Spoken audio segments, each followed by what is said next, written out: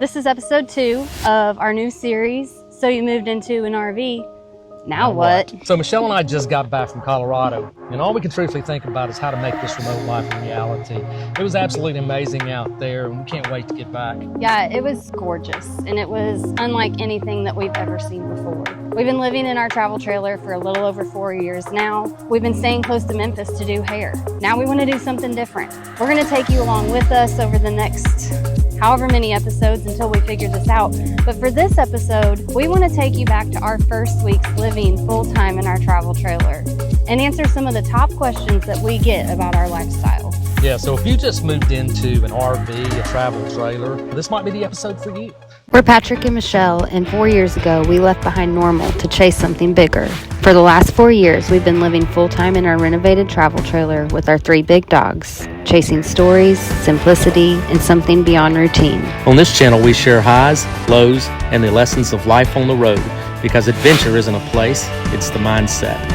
This is Chase Your Adventure, because life is too short to stay parked. Say see ya to what's holding you back. Everybody's always like, do you only have one dog? No. We have 3, but we have one that always needs to be front and center. Everybody knows River. Tell him to get back, he comes back. Maybe that's what he thinks, is when we tell him to get back, he thinks he should come back. Is that what it means? Is that what it means? That's how he does. He plays us. My dad's told me to get back. And I'll sit and kiss my mom. She tells me to stay here. That's what that means. Because he's so cute. Here we are in our second home. We live in that home, but we also live in this home. Yeah, we spend a lot of time in this truck. That's for sure. So we just left Memphis. We just left Memphis. The Agri Center, and we're going to Chickasaw State Park. It's really it's pretty. Nice. It's out. It's like being out. There is no. You don't really get a cell signal. We have AT&T. Yeah. So we don't really get a cell signal with AT&T. We have to go about maybe 30 minutes north of that up to. It has been over a year that we've stayed here. You think maybe they turned it up a notch? I don't know. They do have half the campground closed for renovations. Okay. So maybe, I don't know. Well, we're going to see, and we'll let you know. So if you're here for episode 2 of So You Moved Into an RV, Now What? Our first episode, if you haven't seen it, was about relationships, what it's like to live in a small space with another human being, all about relationships. The series itself is answering some of the top questions that we get about full-time RV life. The episodes will be broken down into downsizing. Dogs is the biggest question we get.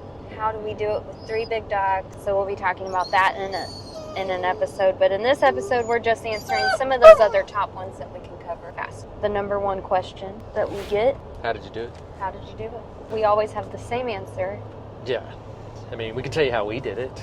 I think everybody's gonna have to do it, in their own way. But the way that we did it was that we sold off the things that we had. We were in a rental property. We waited till our lease ran out. We bought a camper 2 months prior to moving out. Started redoing that camper, and we only got part of it done before we moved out. Yeah, we got most of the things done that needed to be done that we didn't think you could do in a campground. Of course, we had no clue. So if you are watching this and you have no clue, if you've just moved into an RV or you want to move into an RV, just know that when we moved into ours, we had no clue what we were doing.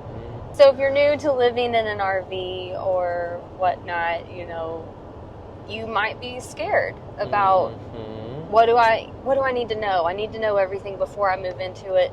I can tell you we knew nothing when we moved into it. We had only even been out in our camper a few times, really. We did take a nice trip in our green camper, Carolina. We took this camper to Chickasaw Park.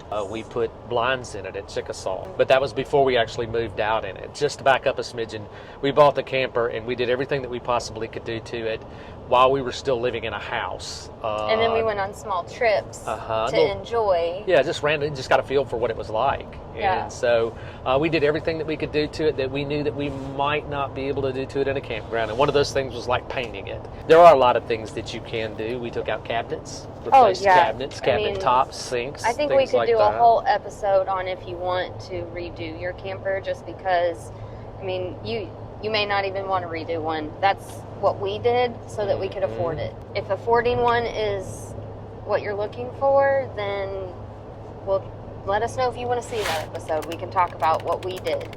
We bought a camper for $8,000, and then we did some things to it to make it feel like a home on the inside, and it's all completely paid off. So I don't know if that answers the question, to most people, like, how did you do it? Yeah, when people ask us how we did it, we normally have a short answer, and we say, we just did it. Yeah, we just did it. We just took steps to move forward in that direction because we knew that's what we wanted to do.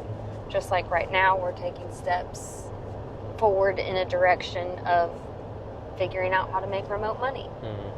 So that brings us to another question that we get. One of the top questions is, how do you work remotely on the road? Ooh, man, we're working on that. Yeah, we don't yet. We don't. Yeah, the sun has gone away some. So we do live full-time. We live full-time. In a travel trailer, and we live in campgrounds. We drive back and forth to Memphis 3 days a week, Thursday, Friday, Saturday. And then on our 4 days, we either go on small trips or we work on projects that keep us near Memphis at the moment. But we're looking into remote possibilities. So if you have any ideas, let us know. Yeah, that'd be anything awesome. that you have found out in your...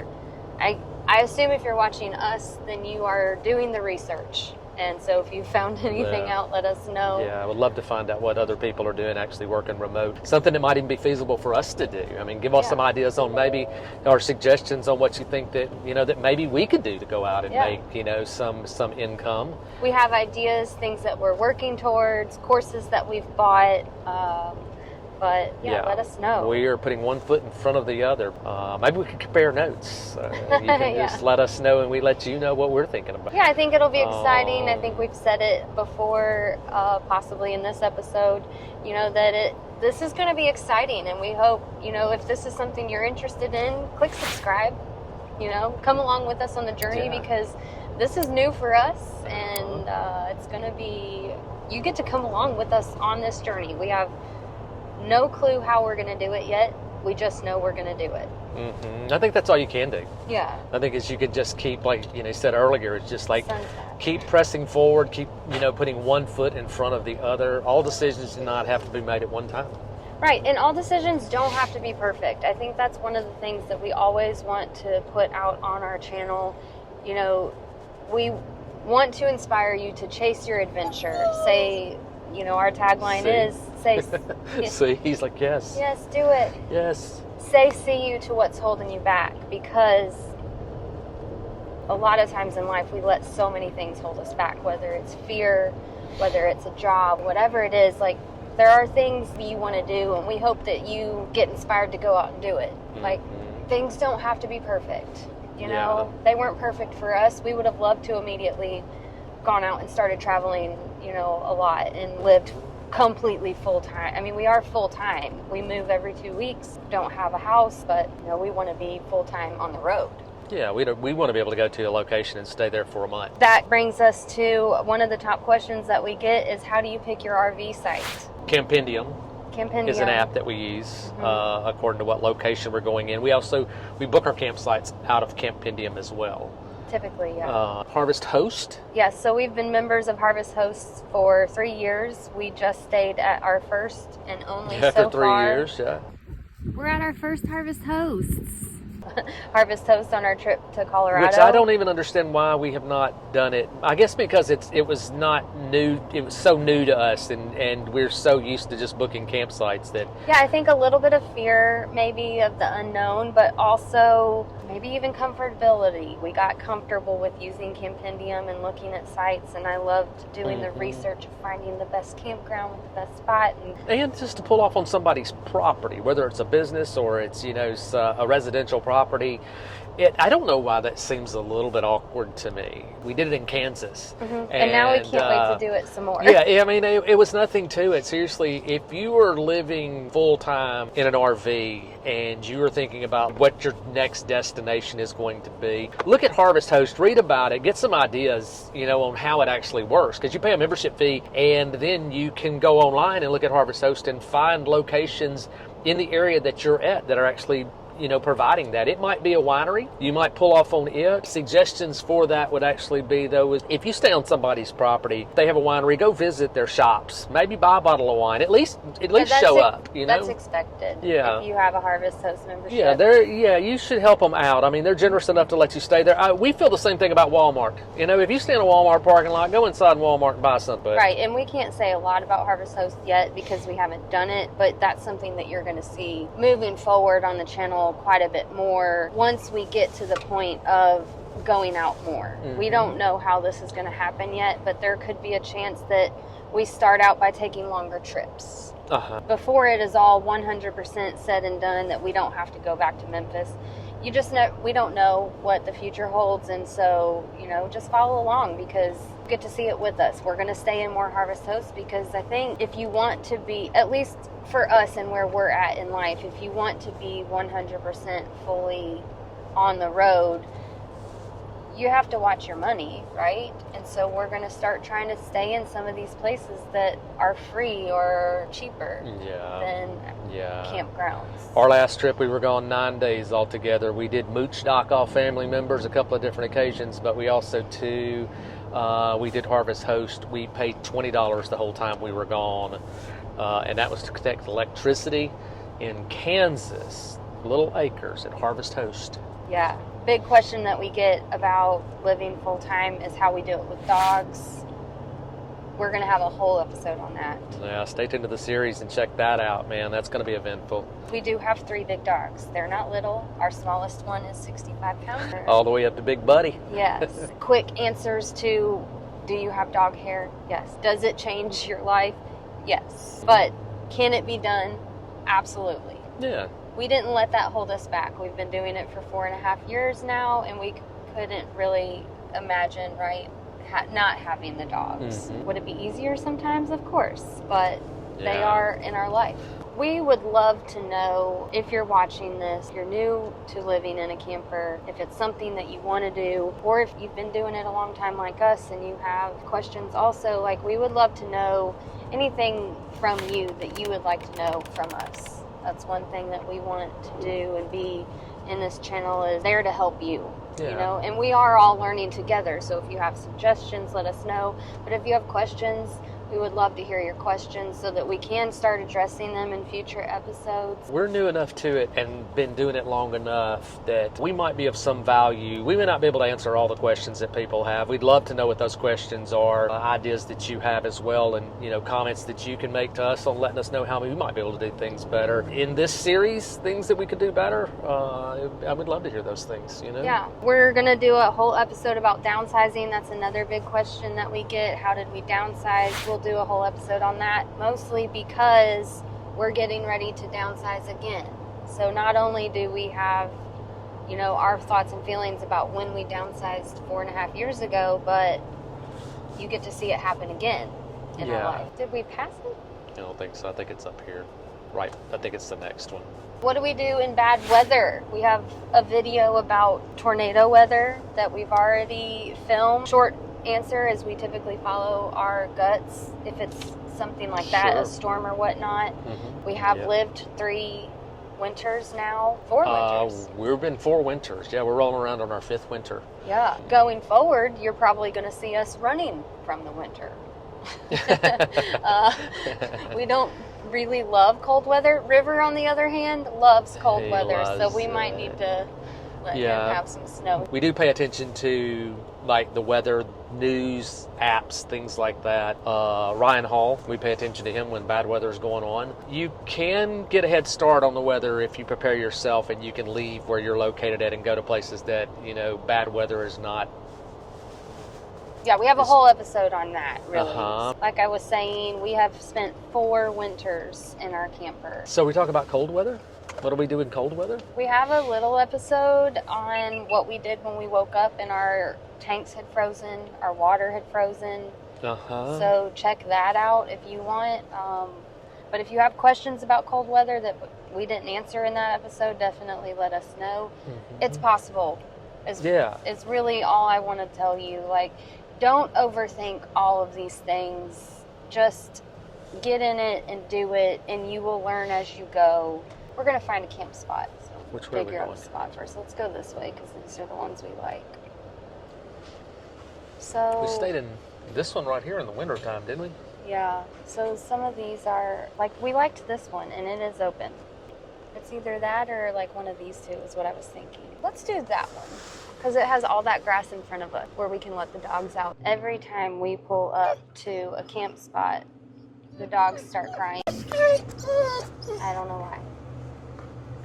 We typically don't reserve a spot ahead of time at places like this that we've been at before. If there's a bunch open, if there's not, then we will reserve a spot. Close that door though, because he'll run out. He'll jump out.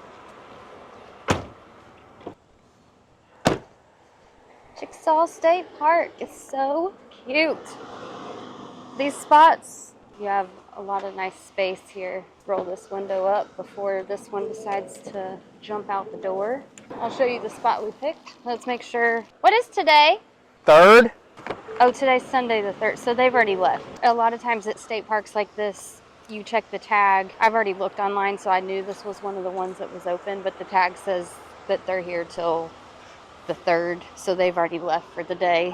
But what a cute spot, right? I'm gonna need to back this up just a little bit more, just for our sewer line. All right, so we're gonna back this up just a little bit more. There's our sewer, and there's our sewer. We have enough hose probably to make it. I guess maybe it's okay just to leave it right there. I don't want one uphill from the other. You know, if that sewer right there cap is higher than what that is, it doesn't want to drain. And this is an old camper, so I don't know if anybody's noticed it or not. Since this is an old camper, it doesn't sit real high up in the air. You know, new campers now, the axles are under the leaf springs. These are over top of the leaf springs, so the camper sits lower to the ground. It makes that sewer drain closer. So sometimes that right there is higher than that, and it doesn't want to drain. First thing that I like to do is make sure that I can get to the sewer, that the sewer line is long enough to get there. We have a couple extra hoses, and we have a macerator pump that we can use if it's not. But if you're looking to connect your hose, just a regular sewer line from your camper to your sewer pipe over there, I'd suggest probably making sure that that works. Most of the time your electrical cord is long enough to make it,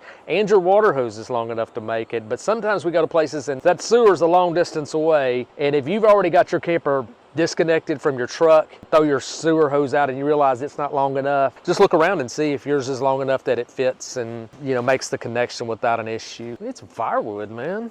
It's hot outside, but ain't nothing like a good campfire. Look how cute. Somebody painted the box around the hole. One of the first things that we do when we get to a campsite is let these dogs out so they don't keep crying. So everybody's out. They've all got their spots where you put them on a lead for now, and then they usually get wrapped up almost immediately.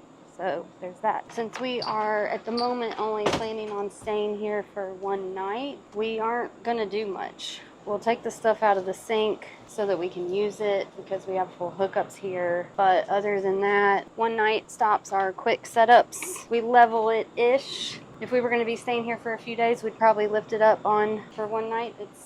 It's good. Could have stayed somewhere where we didn't even need electric, but the dogs need air because we are still in the south. So we ordered some Taco Bell. It's just a snack before dinner. No texting while driving, it's the law. I love going to places that you just don't, we're going straight, Really?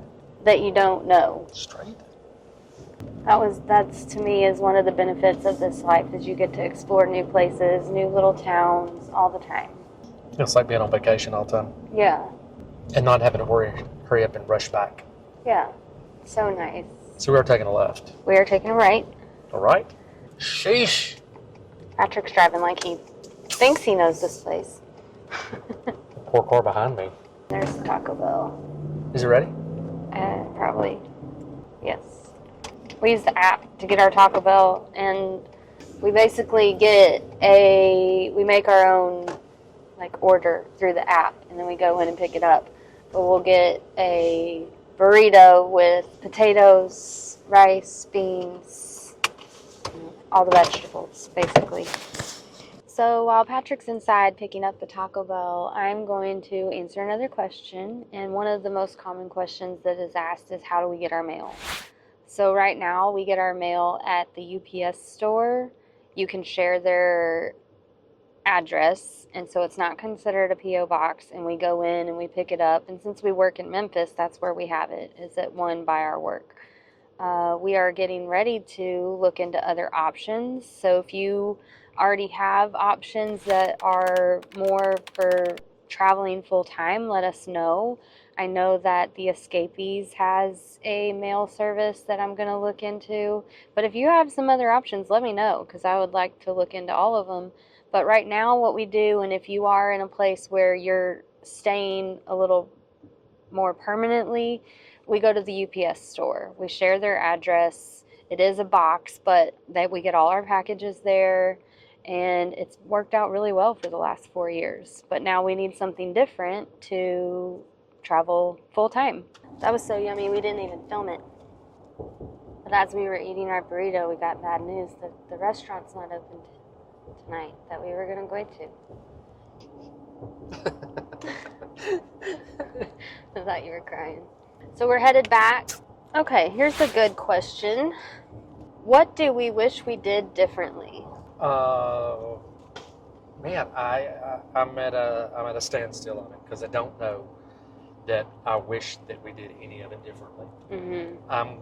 I think things worked out the way they did. You know, we talked about the idea before. I think we made reference to the idea of like trying to buy, you know, a brand new travel trailer and finance it, and that didn't work out for us. And so, you know, if we'd have done that, I might have been thinking, man, I wish I'd have done it differently. But I don't even know that. I mean, we may have gotten just used to having an RV payment. And what would we have done differently? Is there anything that you think you would have done differently?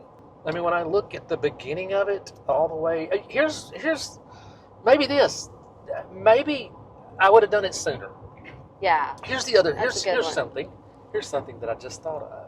I wish that we would have started this YouTube channel earlier on. For sure. So if we'd have done anything differently. So you could have come differently, along with us for a lot of things that now we can reference, but we only get to reference it. We don't get to show you how we actually really moved into it. We can only tell you about it. We can show you pictures of it, but you're not. And we took pictures. We didn't take video. Like now, if you look at our phones, because we have a YouTube channel, everything is videos because we want to be able to show you things in video. But back then, and we did talk about having a YouTube channel back then. We just weren't ready yet. We didn't know. Yeah, we went on some cool trips, man. I mean, we went to, South Dakota. We went to the Grand Canyon. We went to Zion. Yeah. All of those Even down to like when we bought our travel trailer. We bought it and started gutting it. Oh, the night we took it home? The night we took it home. We actually even came home because we had to drive, what was it, like 2.5 hours to pick it up. We drove there with cash. Even though we were just going you're usually buying it. We were just going to look at it. And we did more than just look at it. We did have to go back the next day, I think, again. Mm-hmm. But when we came home with the travel trailer, Charlie was really sick. We didn't know that at the time. And fast forward a few days, he ended up having surgery like 3 days after we bought it because he had eaten a part of a corn cob that we didn't know out of the trash. Hence, every now and then we might throw out the phrase corn cob Charlie. Poor guy. He had that name. It was tough on him, though. It was sad. Yeah. But do you remember rolling the trash can out by the camper, though, that night when we got home? We were gutting it. It was like 11 o'clock at night. We were ripping the bunks out of the back of it, only to find out that the floor was rotted in the back, the wall was rotted in the back. I do have one video of that night. And it's an up and down video, so forgive us if we post it right now. Didn't know YouTube was side to side. Patrick was inside looking at the camper, and then I went in with the video and just kind of gave an overview of what it looks like. We started doing things to it immediately. So, I mean, we knew fairly early on, we're going to move into this thing, so let's put a washer dryer in it. I mean, what were your thoughts back then? I know mine were excitement. I was excited about. Yeah, I was excited about getting the camper for sure. I think, I don't even know. Looking back, I might have not even known that it was real at that moment that we were going to move into it. I don't know if I was thinking about, man, this is going to be fun to camp in, or I always tell the story though. As soon as we put a washer and dryer in it, we were already thinking about we can move into it before we put it in there. But once we put it in, we were like, man, we could live in this thing. We were definitely looking for another place to live because our lease was going to be up. We bought the camper in February. Our lease was up April 27th. And we knew for sure we weren't staying in that house. We were either going to find another house or we were going to move into a travel trailer. Heading towards that direction, but not quite sure. Still looking at the possibility of renting another house in Memphis or around Memphis. For me, it was exciting times. We sold everything on the marketplace, Facebook Marketplace. Yeah, so that was one of the things, I guess, that we wish we would have started sooner. One of the things that I guess... Yeah, I wish we had moved into one sooner for sure. That's a good point. If you're thinking about this lifestyle, we said it in the last video about relationships, but do it. One of the questions that we had been asked before is, what if I hate it? Is it hard to leave? And I feel like this kind of ties into that, which is, it's okay if you hate it. I don't think you will, from people who have been doing it for 4.5 years and don't really have a desire to stop. Like, I don't think you're going to hate it, but if you do, you can always go back to a house. There's all different kinds of ways of doing it. That is the thing. So, we hear people make reference to, why do people... Yeah, we need to stop in there. Why do we, people make it out to be so glamorous? They talk about the idea of like, the campgrounds that they're in and how, people are just stacked on top of each other. Well, if that's not the kind of campgrounds you want to be in, move to a different campground. Yeah, we had a comment on our last video that said that was like, why does everybody make this out to be such a great lifestyle? I can't wait till I'm done.